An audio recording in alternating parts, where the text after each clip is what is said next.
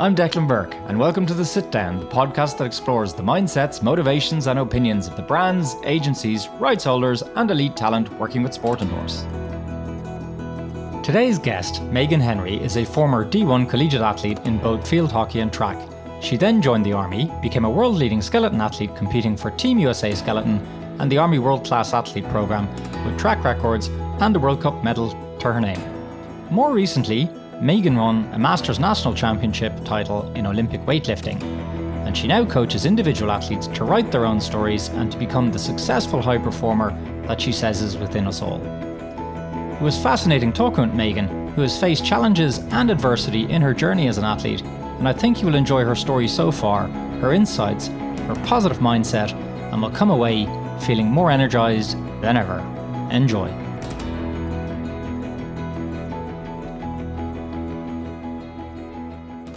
Hi Megan, how are you today? I'm great, thank you. Thanks so much for having me. Not at all. Thanks for joining us on the Sit Down with Sport Endorse. So let's get started with the basic question of where you're from. I am from Connecticut, born and raised, so obviously in the United States, relatively close to New York City. However, I don't sit still very long, so I'm very used to living out of a suitcase. Okay, so moving all the time. Yeah. And actually, movement is an interesting theme because clearly I'm talking to you because you're an exceptional sports person. When did you get started with sport? I started doing sports when I was really young. My father kind of pushed me into that nicely, gently, not forcefully. And I get my athleticism from my dad mostly, and my older brother also was into sports. So I kind of naturally pursued sport. And I was actually really, really shy as a kid. So I was really hesitant when I was participating in sport. But as I got older, I really found that I had natural athletic gifts. And so I pursued sport seriously from middle school, which is about like preteen years in the US. Very seriously in high school, I knew that I wanted to play sports in college. So I really focused my efforts primarily on field hockey as well as track and field. So my first main sport love was actually field hockey. And I pursued that at a high level. And I mean, we can get into my whole sports career if you want, but that's where it started. We'll touch on. Okay, so field hockey. So what do I know about field hockey? I know that your back must be pretty strong because you spend a lot of time running, in a kind of a bent over position, right? Yeah. Luckily, I'm pretty short, so there's not a whole lot of ground for me to cover, so to speak. I don't have to bend over too far to be low to the ground. So you're running bent over. If you don't know too much about field hockey, the stick is rounded. It looks like a hook, like a candy cane, and you only use one side of the stick. So one side is flat, the other side is rounded, and it's on a grass field or a turf. And yeah, I pursued that very heavily for many years. And so it's strange because once I graduated college, that was it. I never played field hockey ever again. And it was this thing I dedicated all of my life to, and then it was just gone. That happens in all sport. I mean, I pursued sport even after field hockey, but you have that weird transitory period where it's like this thing that you spent all this time doing is just, poof, it's just gone. Very interesting. We started talking about movement and now we're talking about adaptation as well once you change from one to another. So this is interesting. So from field hockey, again, very aerobic, lots of bursts, but also good stamina required. And so on track, what was your discipline in track? So I was a sprinter. It's crazy that I played field hockey because truly I am built for sprinting. I am short, explosive movements. And luckily in field hockey, there's kind of a lull. You're not going 100% of the time, but it does require those short bursts. But man, I felt like I was tired all the time because it just was not my strength. So in track and field, like indoor and outdoor, 100 meters mostly, 200 meters maximum, 4x100. I did long jump, but really temporarily, but short distances. Okay, so let's take that at the D1 level because you were a D1 athlete. How did that influence then the rest of your athletic career? Because you're still going, right? Yeah. So I played field hockey for all 4 years. That was my main focus. And then when I was done, because field hockey is a fall sport, I walked on to the track team because I just was like, I'm not quite done playing sports yet. It's my senior year. I'm going to graduate. I'm going to continue sprinting. I knew that I obviously was capable of doing that. I did it all through high school. I just didn't do it for all 4 years in college, which was great. It was great. It gave me another athletic outlet. And then when I was graduating from college, I still wasn't quite done being an athlete, but I actually joined the Army as soon as I graduated from college. And it was great because it provided the teamwork aspect. There was the physical and mental challenges, obviously the honor of serving your country. Like there was all of these aspects that were very attractive about it. And it also gave me the opportunity to go back to school. So I got my master's degree by serving in the military and have still these outlets that are quote unquote athletic, because there's still athletic things required in terms of tactical movement and all of that. So that was cool. I had to embrace the endurance running for a bit there. And when I first joined the military, I went through a series of training and everything, went through basic training and then advanced individual training, and my schooling was quite long. But in that time, I was actually recruited to try bobsled. And so my college strength coach was contacted by one of she's still competing in bobsled, multiple Olympic medalist, Alana Myers-Taylor. I went to school at American University in Washington, D.C., and she had graduated from George Mason, also in the Washington, D.C. area. So she was just contacting, people in the vicinity, trying to pick athletes. Because in the United States, so USA, bobsled and skeleton, there's two sports in one federation. The recruitment process, we're a little behind compared to some of the European countries. So we tend to pull from collegiate athletes, people who have a background in predominantly explosive sports. And so I was a good fit. And so I went to go and try bobsled. I was too small, however. So I weigh about 55 kilos, like 121 pounds or so. Okay. And they wanted me to put on like over 15 kilos, essentially. They wanted to put on 30 to 50 pounds. And I was like, okay, I can't do that. And I'm also very short. So I'm small in stature. I actually ended up being one of the smallest women in the world competing in skeleton. So bobsled was just never going to work out for me. So I switched over to skeleton. So if you don't know what skeleton is, it is like luge, but head first. If you've ever seen the movie Cool Runnings, then you know what bobsled is. And so skeleton is one person going head first, laying on their stomach on basically a cookie tray, going down an ice track, and you hit like 80 miles per hour. You experience 5 Gs of force. And you've got to presumably keep your head up so that you can steer to a degree. Yeah.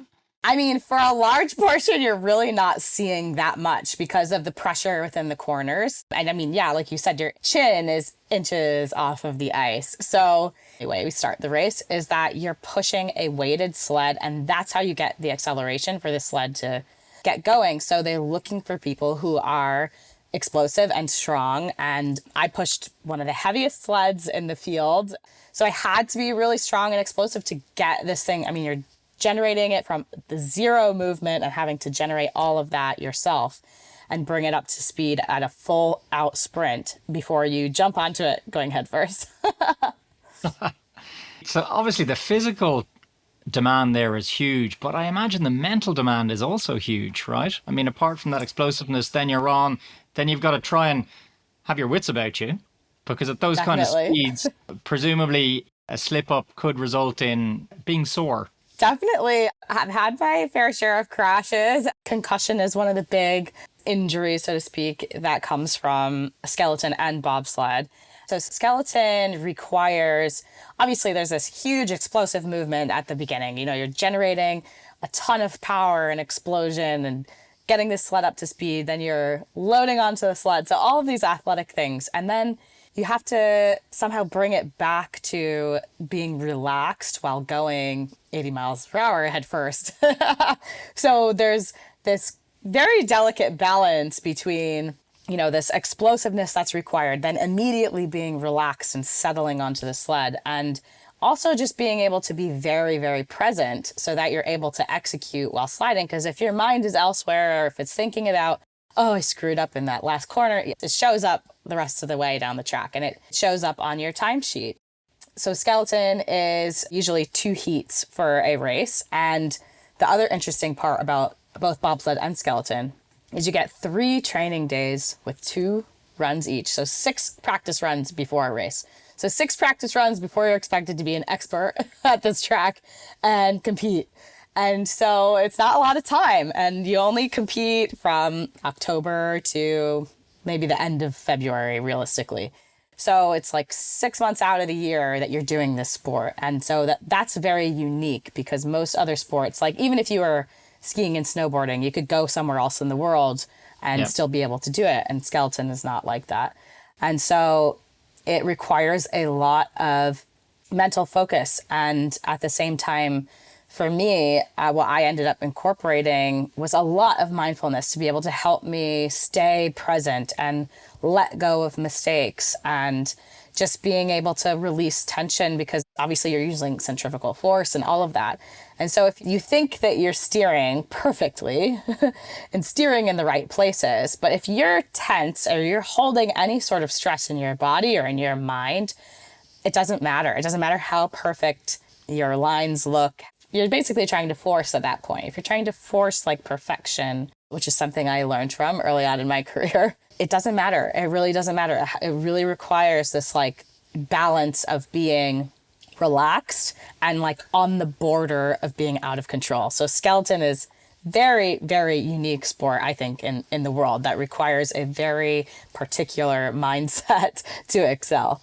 So the absolute physical, not tension, but the explosiveness followed by having to get into almost a state of zen. Yeah? Definitely. They're almost like yin and yang. Yeah? Yes. Wow. And with literally having to do that in a split second. That's an amazing skill set to have developed. So do you have an example of how that has benefited you in life off a track, for example, where you've had that explosiveness and then being able to be perfectly zen? I wish I had that. I'm still human. Sometimes I like to think I'm superhuman, but I think, our emotions, that's automatic, right? Sometimes we'll have an emotional response to something, whether that's someone says something to you and you have an emotional or aggressive response. And for me, I've noticed that, and this is through a lot of mindfulness and meditation, but also my experience in skeleton, I am able to quickly identify when I've had this emotional response and be able to like come back to a baseline, so to speak. So rather than like linger on this argument that I just had with my parents or whatever it is, my boyfriend, I tend to not linger on it, which is very different than, let's say, like 10 years ago. You start to notice in your body that you're having this reaction to something that someone triggered you and said. So it's just developed a level of awareness. And so for me, I'm able to come back to baseline much quicker. And then if I said something that I may have regret saying, I'm able to have that conversation very quickly and apologize or whatever it may be. So yeah, that is an interesting transition back to normal life and being able to recognize like, oh, I'm having this emotional response and being able to have that awareness and turn into the observer. So like there's obviously a moment where, or even if you're scared or something like that is an instinctive response, right? There's not much that you're going to do to control that sort of impulsive response, but to be able to recognize it very quickly and come back to baseline is definitely something that I have developed and taken away from skeleton. Okay, that's very cool. And you were competing, just so everybody listening knows, you were competing at a top level, kind of Team USA level, right? Yeah. So yeah, I competed for over a decade for Team USA. I competed at the highest level. I was number one in the US for several years, and I won a World Cup medal. I had 2 track records. I was 8th overall in the world, was the highest ranking I ever had. And then I just barely missed out on an Olympic team. I was an Olympic alternate for 2022 in Beijing. So I retired last season after the Olympics, and I knew that was kind of coming. Was kind of like, okay, this chapter is coming to a close for me. And so, yeah, it was a lot of things that I learned from that and competing at a high level that pushed me into my current endeavors, which have to do with mental performance and the sports psychology aspect. And it had to do with my own experience competing and just some of the tools that I developed. So I came from field hockey, obviously, which was predominantly a team sport. It was most of my athletic career was a team sport. Even though I did track and field, skeleton was very different in the individual sport sense. And I liken it to like an MMA fighter. There's something very intense happening and you've got to keep your wits about you. It's a very different mindset than anything I have ever done competition-wise. I mean, even like golf. Golf requires a different mindset as well. But skeleton, because of the adrenaline associated with it, it is so unique. It really, really is. There's just nothing like it. So I had developed the interest in sports psychology while I was competing because I started to see the value and how it changed me throughout my career. And so that's where I'm transitioning into, and having that passion has really helped me. And I believe, my experience competing and succeeding at the highest level, but also quote unquote failing at the highest level, it really has fueled me to help other people. One of the reasons that I did not make an Olympic team is because my focus had shifted from my personal performance, my process and all of that, to the outcomes. And part of that had to do with, so because I'm in the military, I was not allowed to travel and compete during like the COVID years. Sure. So I was at like the peak of my career. That's when I was 8th overall in the world. I was World Cup medalist and number 1 in the US. And I was just really trending upwards. And then I was not allowed to train or compete. And so I was kind of just sitting around while everyone else in the world was competing. And it's the season before the Olympics, which was tough. It was really challenging. Yeah, very tough, very tough. And I mean, most people aren't like, yeah, let me take the season before the Olympics off, right? And so it does, it kind of messes with that trajectory, that momentum that you're generating. And so when I returned to competing, I was a little bit detached. We say like, okay, are you connected to your sled? And so I felt very disconnected from my sled because it's an extension of you. And so I really felt a little bit out of rhythm.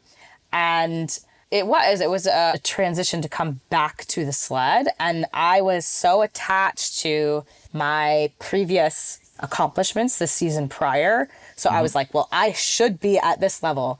And I didn't really give myself the grace of being like, okay, well, you've stepped away for a year, so it's going to take a bit to come back to that.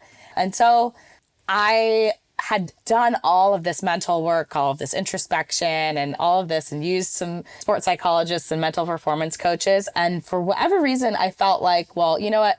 I should know better. So I'm like stressed and I'm holding on to these outcomes from last year, but like I should be able to get myself out of this. And so for anyone listening, do not be afraid to utilize your support system, because it would have helped me if someone had given me like the perspective shift of being like, okay, let's like bring it back and focus on the process. And I was doing that a bit, but I'd be like, okay, but the results aren't there and I need to be here. And last year I placed 3rd here, so I should be 3rd or better. And now that I didn't do that, I need these results. So I was really like, all of that, those types of words, like I need to, I have to, I should, that's all a lot of pressure language. And so it creates a lot of tension.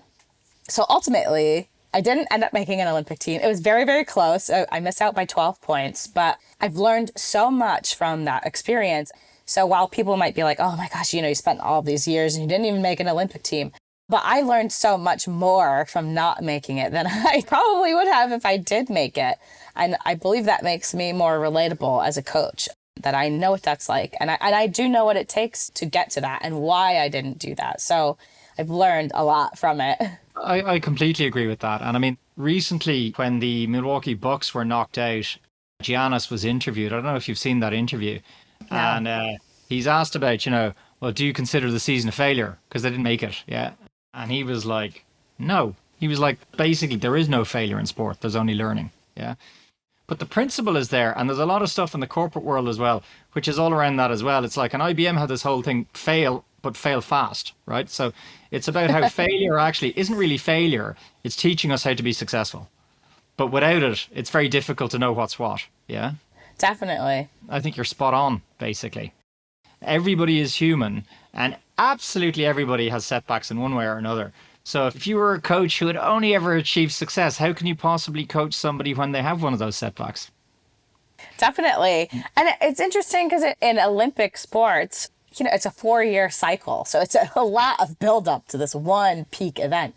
And so it's interesting when you're dealing with people outside of that, like your friends and family who all mean very well, but they only see the once every 4 years thing. That's the only thing that they see. And like, well, I'm competing every single year, right? And I'm training years for this. And there's a lot that goes into it. And so initially, I definitely had that emotional reaction of when I did not make it to be like, oh my gosh, I can't believe I spent all this time and I didn't make it. So there was that emotional reaction. There was certainly the sadness that came with it, and having to go through that emotional process and then be like, my career was not a failure because I did not make an Olympic team. Like, there are so many other things that I accomplished and learned in my career. So like, to have it all hinge on this one thing is not fair. It's not fair to me, and it's not fair to the people who supported me throughout my whole career, coaches, strength coaches, all of that. And so that was a perspective shift that I certainly had to go through after not making the Olympic team. But everybody goes through that. Everybody has that sort of experience, whether in sports or in the corporate world, like, oh, I didn't make that, I didn't get this promotion. Oh my gosh, you know. So it's interesting to have that emotional reaction, but to use better words and tell better stories. So for me, I had to tell a better story that, okay, I didn't make the Olympic team, but like, so what, right? And just tell a better story. I mean, to your point about hinging on one thing, you did an incredibly successful career across 3 different sorts of sports, right? And actually, still, for the listeners, it isn't over because you've done some Olympic weightlifting, right? And been successful at that, right? So tell us a bit about that. So after retirement, so the Olympics happened in February of 2022, and I already knew that my retirement was likely coming, whether I had made the Olympic team or not. And so it was very bittersweet. And so I spent a lot of time in rest and relaxation mode. I went on vacation. I did all these things that I hadn't done, because in elite sport like that, there's a very, I don't want to say poor, but there is not a life balance, right? It's very much tilted one way. So all of your decisions are based on this sport, because an athlete's lifespan at that level is relatively short in comparison to the rest of life, right? So for the longest time, you know, I wasn't going on family vacations. There was no ski trips. Obviously, I did winter sport, but I wasn't doing anything. Like, I went away one time with my friends on a beach trip at the beginning of my off season when I wasn't training, and they wanted to go surfing. And I was like, no, I will not do anything that I could possibly get an injury from. So there was a lot of things that I didn't do that supported my vision. That was my vision. That was my one thing that I was working towards. So everything was based around that. And so when I retired, I took advantage of like, well, now I can go on these vacations. I can hang out. I don't have to work out if I don't want to. So I enjoyed that. And I gave my body the permission to rest and to indulge in foods that I hadn't been eating and all of those types of things, which was great. But I felt ultimately like something was missing. And so I was going to the gym and I was like, this is cool because I can work out to look good now, not for sports performance. Because in skeleton, I had to be heavier. So I was like training, I was eating a lot. And some people would be like, oh, I wish I had that problem. But it was tough. It was tough to be like really eating more calories than you feel comfortable doing and all of that. Because I was a gravity sport. So I needed to be heavier. So like I said, I enjoyed the break, but my calling was to be an athlete. That's why I came to planet Earth. I expressed my gifts athletically, and so I felt very lost not having a goal. Mm-hmm. And so I had previously done Olympic weightlifting. We use Olympic weightlifting and strength and conditioning for skeleton just because of the power and explosiveness required. And so I was like, you know what, I'm going to pursue that. I'm a master's age athlete. So I was like, okay, I'm going to do that. So I started training for that and getting back into that and brushing the rust off. So I decided that I was going to compete in just a local competition to get my feet wet and reacquainted with the competition scene. Yeah. And then compete at Masters, Nationals, Olympic weightlifting in the United States. It was absolutely great. I loved every minute of it. The first local competition went really, really well. I was surprised at how seamlessly I was able to like integrate back into a competitive environment after being away for nearly a year. And so it was very cool because obviously going into mental performance, I was able to implement these things that I teach other people. And I think that's awesome. And I think as a mental performance coach, it benefits me to be pursuing something athletically, even if it's not, okay, I'm going to for a national team, just to pursue something. So you're having to implement some of these tools that you're talking about. And so I was able to do that, and I did really well in that local meet. And then I decided that I was going to drop 2 weight classes for the Masters National competition because I was like, I saw an opening and I was like, I can get a national title. And you to drop that weight in quite a short period of time, right? I did. So that was tough. I did that local meet. It was like mid-January, and Masters Nationals was literally 2 months later. So it was about an 8-week time frame that I dropped that weight. And it was tough. I used intermittent fasting and extended fasts to do it, which both of those things are great. However, in the short time frame, it's tough. It's tough to do that. It does a lot on your body. So for me right now, I like working out, but I'm not pursuing anything athletically just because I'm letting my body like come back to baseline, because it's very stressful on your body to do something like that. And I'm like, man, I don't know how these wrestlers are cutting weight like all the time. Like, oh my gosh, I give you guys all credit. Yeah. We've worked quite a bit with MMA fighters and boxers and stuff like that. And particularly for the weigh-ins. Yeah. My heart goes out to every single one of them when it comes to weigh-ins, because if they're trying to cut to make weight, and inevitably, immediately after the weigh-in, you see the big bottle of water, I mean, it's just, it's a punishing regime, really. Honestly, I don't know how they do it like on a regular basis, because it's tough on your body. I will say that I was able to maintain energy. Obviously, I dropped a significant amount of weight in a short amount of time. So you lose muscle, you lose strength, and you lose leverage when you do something like that pretty aggressively. However, I felt really good in training. I was able to really keep my mind sharp and focused. I had a process. I was like, this is my purpose. This is how I show up to training. And I had used a lot of visualization, a lot of like affirmations and self-talk leading up to this competition and visualizing my success. So it was awesome. It was awesome to be able to implement those things again. And that is a very fun aspect of competing for me. And that's what makes competition very addicting for people. But I'm also able to use that and live vicariously through my athletes. So I don't have to be doing extreme weight cuts all the time now. There's something else in the story which struck me, that you had some potentially life-threatening blood clots at some point, right? So, I mean, talk about overcoming a challenge. That sounds incredibly scary. Do you want to enlighten us a bit about that? Sure. So in 2012, at the end of the season, so this was in March 2012, I had just won national championships for skeleton. I was a national champion. It was one of the first like early years of competing for me. I had moved out to Utah at the time. I was training there, and I was about to do a combine test. So I go to this combine. I'd been training all summer. I'm feeling really good. I'm like the strongest I have ever been. Still, even to this day, I was the strongest I have ever been at that combine.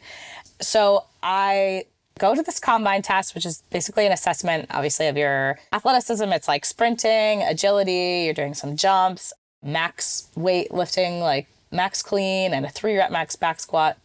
And I'm going to this event, and at this point, I'm a quote unquote veteran. And so there's a bunch of new people there, and I go to like jog a lap around the track to warm up, and I could not breathe. I absolutely could not breathe. And I was like, well, this is going to be a really interesting day.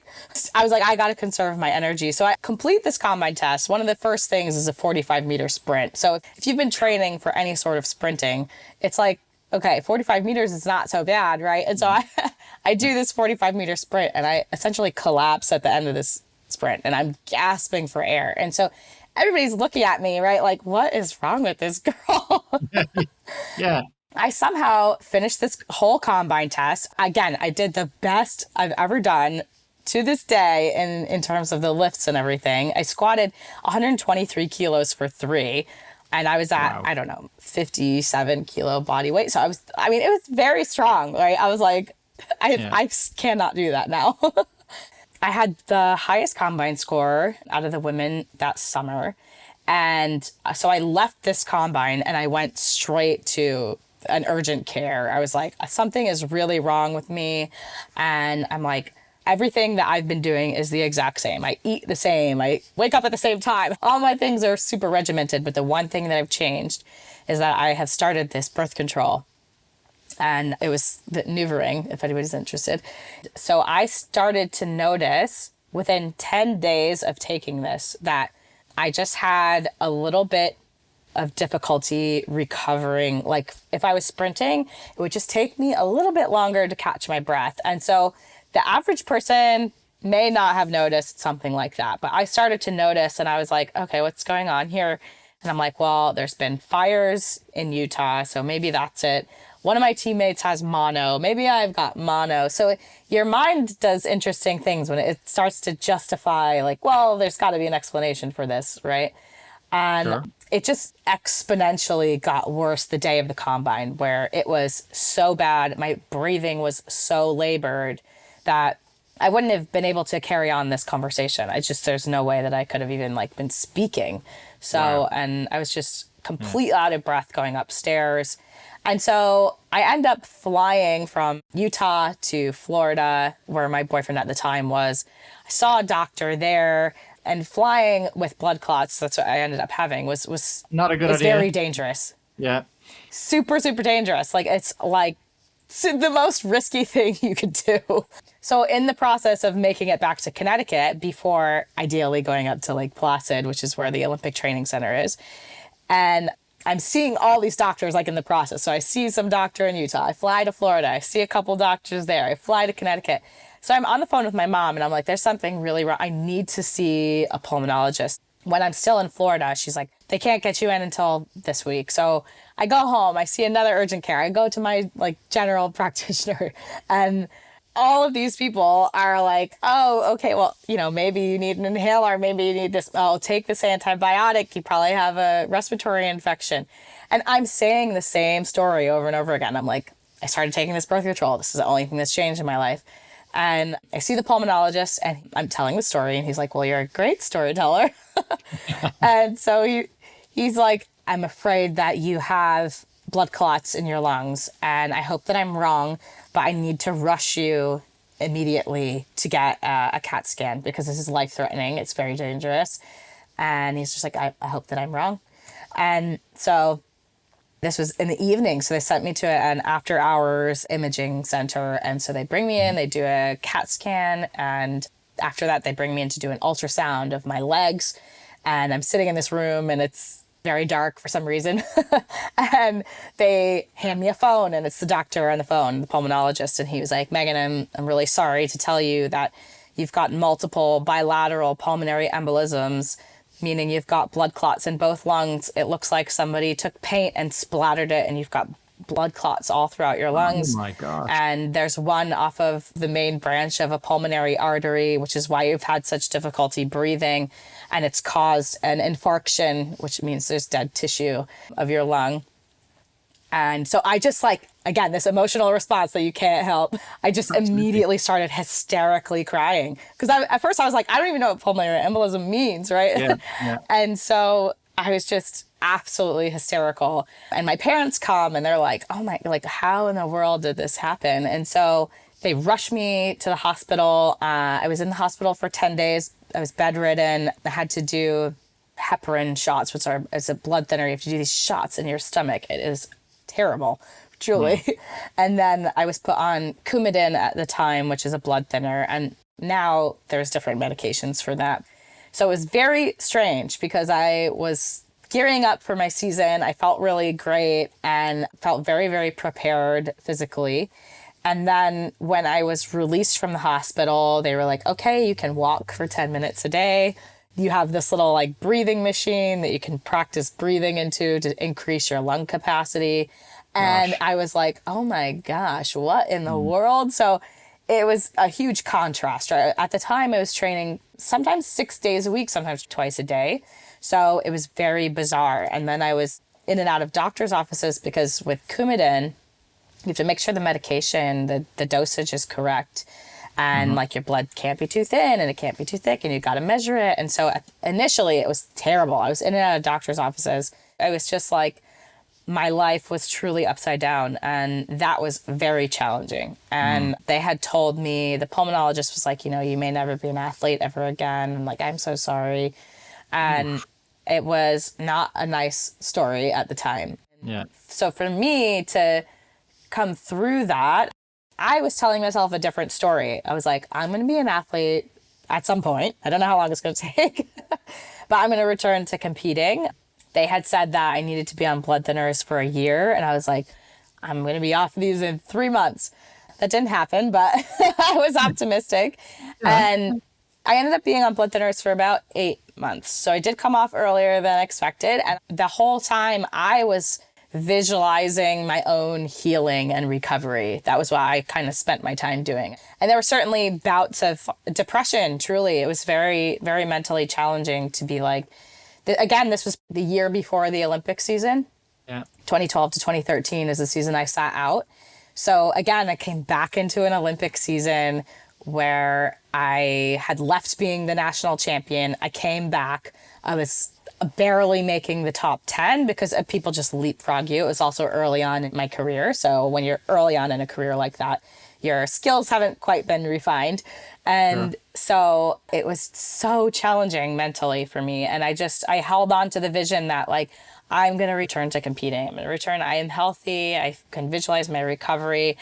So it took a bit. I obviously didn't make an Olympic team then, but I did. I worked my way back up and I ended up making my first world championship team. And so there was a lot that did come from it, and kind of like holding the vision of returning to sport and telling a better story. That's kind of where that initiated with me, like learning to tell a better story. And Napoleon Hill says that the greatest application of applied faith is learning the art of keeping your mind focused on what it is that you want. And that is so powerful. So a lot of people are focusing on what we don't want. And what I tell my clients and my athletes is like, well, what is it that we want? What do we want to put our energy towards? Because where your attention goes, energy flows. And, you know, you've got a good wolf and you got a bad wolf. Which wolf are you feeding? I'm sure people have heard that before. Telling a better story. So while it didn't necessarily make me heal overnight, it certainly did better than if I had told the other story that I'm not going to be an athlete ever again and I'm going to sit in my room and sulk and all of that. And there were days where I did do that. I did sit in my room and sulk.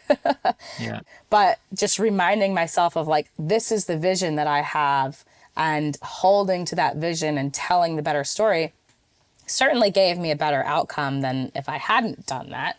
So yeah, I really encourage people to identify in times of struggle, like what is it that you want? And for you to be able, there's going to be a gap from where you are and where you want to be. But if you're able to focus on like, well, who do I have to become for this vision of mine that I want to be in my reality? Like, what can I do now to embody that person? What character traits do I need? For me, it was like I needed to have faith. I needed to have faith and trust, and just really disconnect from this outcome of returning and trust that it was coming, rather than trying to like force that result. I was like, I know that I'm going to be an athlete at some point. I don't know when that is, but I know it's going to happen. Wow, what a story. You basically got a PhD in overcoming adversity, you know? I'm going to put that on my resume. Well, yeah, I mean, you do, yeah? I mean, clearly you have a lot of the theory really well done, but you've also lived it all a couple of times. So, you know, that makes for a very powerful combination. Thank you. Well, I've been learning a lot and thoroughly enjoying it, and I'm amazed at your energy. It's brilliant. Thank you. So, speaking of energy and maybe lightening it up slightly, what do you do for fun? Or are you allowed to have fun? So I was talking to my boyfriend about this the other day, actually. I was like, what would you say that my hobbies are? And he was like, well, meditation. Okay. I do enjoy meditation. I am a huge fan of Dr. Joe Dispenza. And so I just actually signed up for one of his meditation retreats in the fall. And I'm really excited about that. Oh my gosh, he's unreal. He's just a legend. He's very good at balancing the like woo-woo side of meditation and all of that with the actual science and the quantum physics and all of the theory that goes behind it, which is awesome. So I do love that. I love to travel. My boyfriend lives in the UK, and so I travel quite a bit. And because in skeleton, like I competed all over the world, but you're going to the same locations there's only so many tracks in the world. So while that was awesome and I got to see the world and experience other cultures and things like that, now I'm like, well, I can go to places that are warm. So I really, really enjoy traveling. I really enjoy food, trying different foods and cultures. And I really have been a lifelong learner. So I really like learning about the things that I'm passionate about. So I really, really do like learning about like mindset and all of that. I just absolutely devour that information. As nerdy as that sounds, those are my hobbies, I guess. No, listen, it's whatever makes you happy, right? And the beautiful thing about the world is the diversity that it has. Let's say there's a movie made about you at some point. Who plays you? Who would you pick? Yeah. Oh my gosh. This is a great question. Okay. I would have to say probably Scarlett Johansson. Okay. Nice choice. Yeah. I thankfully ask these questions. I don't answer them. So in all those sports, did you ever have a single sporting hero who you really thought was amazing? For a long time, actually, I really liked Ronda Rousey and Conor McGregor. Those are controversial people nowadays, but Ronda Rousey, her mindset and her story was very relatable to me as well. She had these highs and lows. And I mean, while she was still amazing in the Olympics, she didn't quite reach her goal. She went through a period where she was in this like lull. I mean, she was drinking and like all these other things. I didn't quite do that, so that's good. And I'm not saying that's good or bad. And then was able to be like, I'm going to reignite this vision of mine. And she really did bring like the UFC, MMA women, like really, really brought that to the scene. And her mindset, I really, really resonated with. And it was very inspiring to me when I was younger. And same with Conor McGregor. I am actually more of an introvert. So I'm actually an extroverted introvert. And I really did relate to like the MMA fighters, the UFC fighters who have this cockiness to them. I really liked that.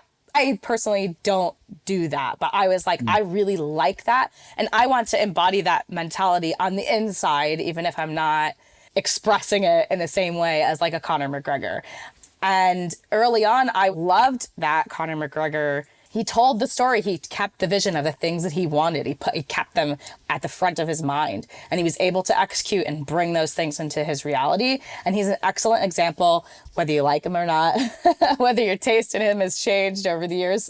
He really, really was excellent at doing that. And that was so inspiring to me. And I love like the underdog mentality that ties into like the fighters, because I felt like that was me. I felt like I'm an underdog, but you know, I come here and I execute and I always perform on race day. And so those are two people that really inspired me. There's people like within Olympic weightlifting, Ilya Ilin, if anybody knows who that is, Kakiasvili. And yeah, that's really it. I'm certainly inspired by other athletes in all arenas and gymnasts and Lindsey Vonn, Michaela Schifrin. But I would say those two, Ronda Rousey and Conor McGregor, really, really inspired me early on in my career. Like I read Ronda Rousey's book, I read John Kavanagh's book. And yeah, those are two people that really influenced me. Absolutely great choices. And also complex enough for both of them, because to some degree, I mean, MMA, it's well established now, but they were kind of part of it as it was beginning to grow. So it was becoming less niche and more mainstream, if I can say that. Yeah. Yeah, definitely. So just a couple of basic questions I always ask around your day-to-day habits. So kind of brands that you'd use or eat or consume or hydration or anything. So, you know, what do you like wearing? I mean, I wear a ton of athletic clothes. I feel like I live in athletic clothes, but I'm transitioning. So I was using Curves and Combat boots for a long time. It's a veteran-owned brand. But now I'm transitioning to wearing stuff that is more like cotton. And I'm trying to find brands. So if you are out there and you know brands that are leaning towards being 100% cotton, let me know. Or 95% cotton. I'm transitioning some of the stuff that I'm wearing and consuming to be like healthier to me. There's just been studies shown on using Lycra and all of that synthetic stuff I've been wearing leggings for, I don't know, my whole life practically. So it's interesting, like the health aspects that can be tied to the things that you're wearing. I know that probably sounds very woo-woo and out there. As far as food, so I'm very animal based, and so I eat a lot of like animal grass-fed, grass-finished foods. I love Kerrygold butter. Yeah, and fruit and things like that. So I eat relatively clean. I certainly have a sweet tooth. So I don't really have like brands that I'm like super attached to. I really like coconut water. Harmless Harvest has an excellent coconut water that tastes amazing, or Whole Foods has their own brand. But yeah, I don't know. I'd have to think about like, well, what are these brands that I'm super identified with?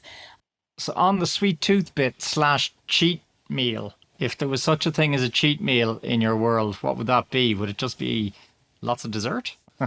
I'd have a bellyache, but I would love a lot of dessert. So for me, I really love lobster. So lobster roll is a must. If you know the difference between a Connecticut style and Maine style, Connecticut is the way to go. So Connecticut is a hot lobster roll with butter. I highly recommend it. Maine does colds with like a mayo lobster salad, and it's all right, but the hot with butter is the way to go. A completely non-biased view, of course. Yeah. Anyway. Yeah.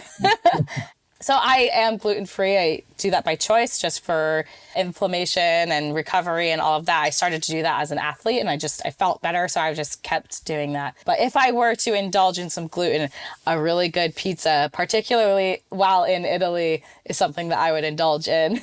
And I absolutely love chocolate mousse and chocolate chip cookie dough ice cream. Must-haves. Okay, great. So I guess in terms of a sort of a wrap up in my head, primary career right now is essentially helping people and athletes, right? So definitely, yeah. It's clear, I would think, to anybody who's listening to this podcast that you've got all the theory, you have the PhD in overcoming adversity, and you're obviously very articulate and have great energy. So to me, it should be a no-brainer for somebody who's looking for help, or maybe even they don't think they need help, but has listened, can see a way in which there could be a benefit, to the kind of the coaching that you can provide. So who are you willing to coach, I guess, is a question I would have. Do they need to be in a particular time zone? Do you care? How does that work? Are there types of sports you prefer, or? So for me, I am a world traveler, so time doesn't matter for me. As long as we can coordinate something on my schedule, we can make it work for sure. So ideally, I'm working with athletes. I will work with other people because I believe that everybody is a high performer, and it's just that you have to unlock that. So we're all high performers on planet Earth. So I work with any athletes. I don't have a preference in sport. I feel like because I really only honed in on like field hockey, track, and skeleton. That's a small niche to pull from. So I will work with any athletes. Mindset is universal, and mindset is the story we tell ourselves about ourselves, and that applies to all sports. So I'm super interested. I feel like the most value I give is for somebody who wants to play in college or wants to go pro, and they just feel like maybe their confidence isn't quite there. I help them utilize their words to tell better stories, to feel more confident, and to use the power of their subconscious mind to bring their reality, their desired reality to them. And so, yeah, I'll work with anybody, anywhere. Okay, well, that's great.